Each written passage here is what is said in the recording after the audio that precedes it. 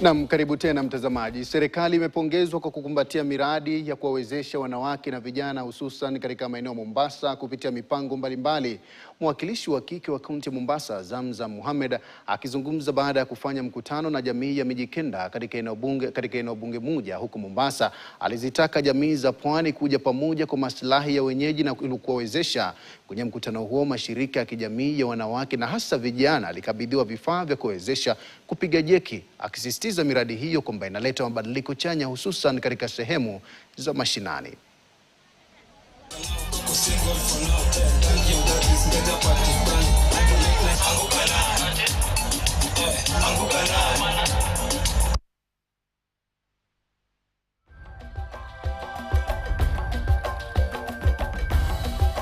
Kiti unawania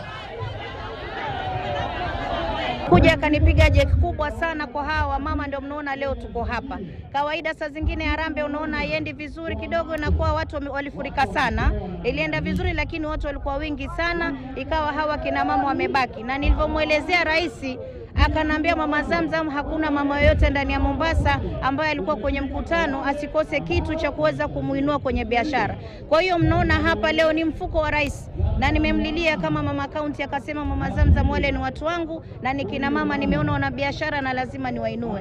Kwa hiyo mimi namshukuru rais sana leo. Kutoa shukrani kwa Mheshimiwa Rais kwa kuweza kutukumbuka.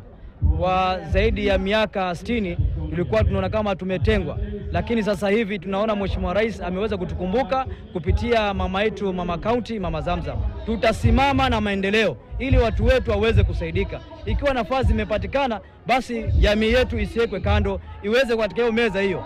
Mama yetu Rais ni kwa ajili ya hii shughuli ambayo kupitia Mama Zamzam wa Mijikenda wamejulikana. Kwa hivyo tunasema asante sana Mheshimiwa Rais, na tuko pamoja na Mama Zamzam.